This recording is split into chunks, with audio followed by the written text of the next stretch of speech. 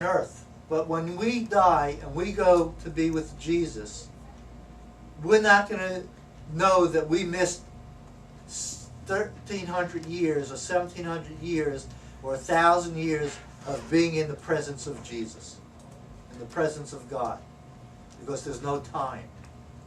I know it's hard for us to comprehend. No, that's not what I'm saying. My point is, time doesn't have relevance when there's no end. There is no end. I understand. So time, but that doesn't make time not exist. There's no beginning either, because that's how God can know the end from the beginning. That's how, when we read... But he appoints a time and a season for all men. That's how when we read in Ezekiel about the man that's measuring the temple, okay?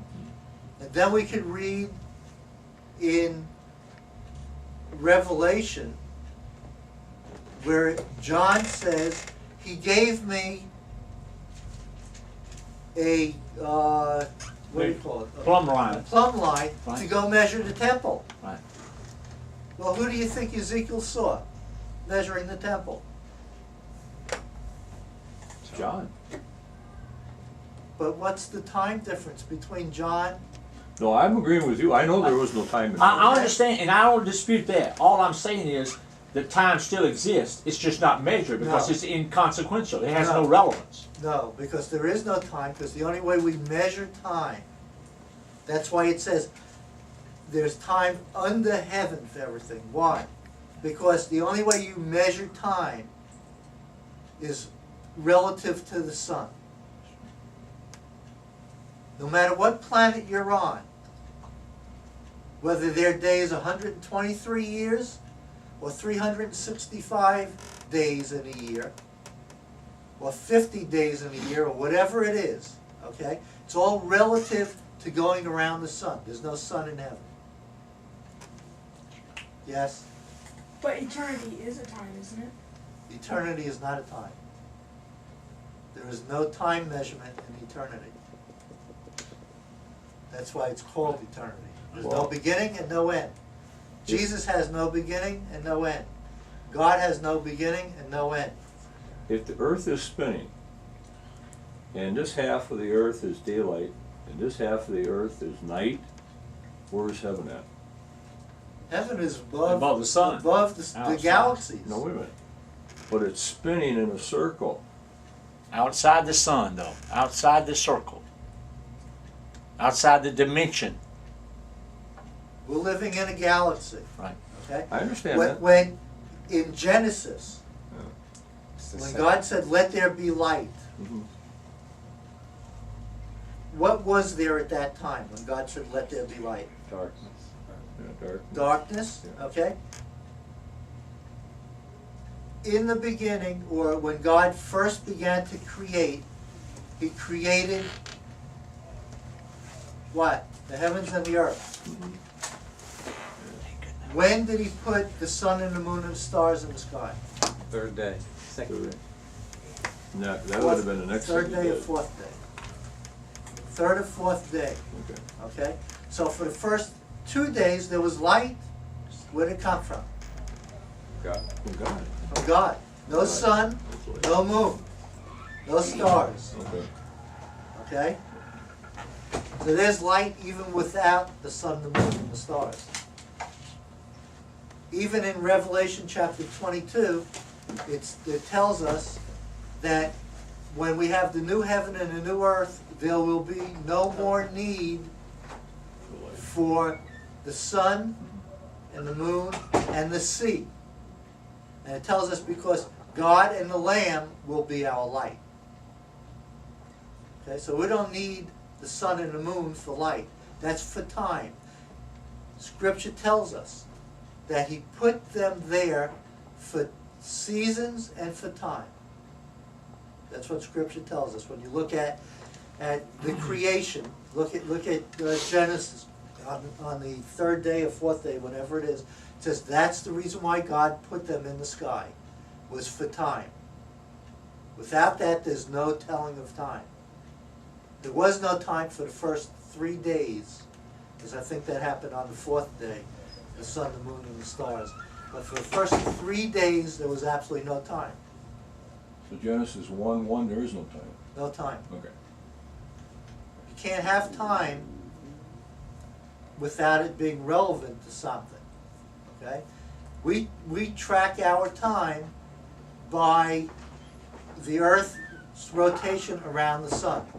Every planet in our solar system has its days by how long it takes to go around the sun. Some planets take longer, some take less. So a year on one planet is different from a year on another planet because of the time that it takes for it to go around. Now a day is measured on Earth in 24 hours because that's how long it takes for the Earth to revolve and turn around and come back to the same point again, relative to the sun. Okay, so that's how time is based.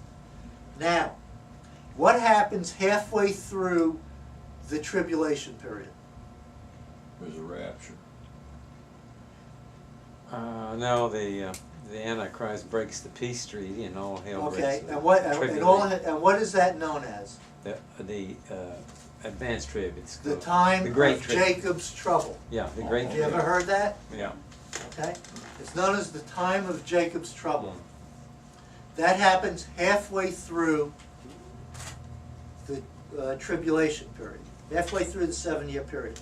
Let's look at Daniel chapter 12, verse 11.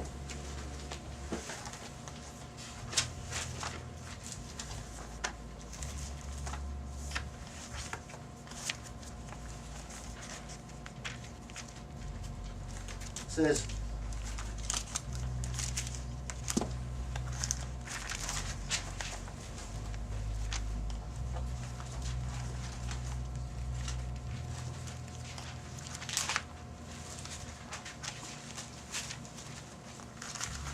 okay, verse 11 says, from the time that the daily sacrifice is abolished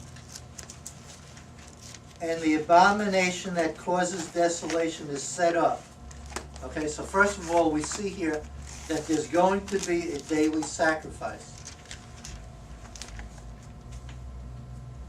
From the time that the daily sacrifice is abolished and the abomination that causes desolation is set up, there will be 1,290 days. That's 3.5 years plus 30 days. When you say abomination, is that instead of animal sacrifice, putting a pig on the altar? I believe it's going to be a pig, but we're not. It could be an idol that's set up there. A lot of people that believe that there's an idol that's set up there in the temple, because that's what happened when they came in. The Greeks came in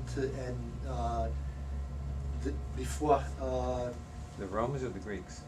the Greeks. Okay. When they came in, this is the story of Hanukkah. They came in and they set up the idol in the temple. When they went into the temple, that's what desecrated the temple. Verse 12, blessed is the one who waits for and reaches the end of the 1,335 days. As for you, go your way till the end. You will rest, and then at the end of the days you will rise to receive your allotted inheritance. So here we see that the 1,200 and that halfway through is when the Great Tribulation takes place. Okay, that's when Satan's revealed, man of lawlessness is revealed. We read that in Thessalonians 2. That's when the man of lawlessness is revealed, and the one who is restraining him is held back. Right? The one that's restraining him is taken out of the way, and now all, excuse the expression, hell breaks loose on earth. Okay? Because there's nothing restraining the lawless one. And as I said, that's what's known as the time of Jacob's trouble. Now,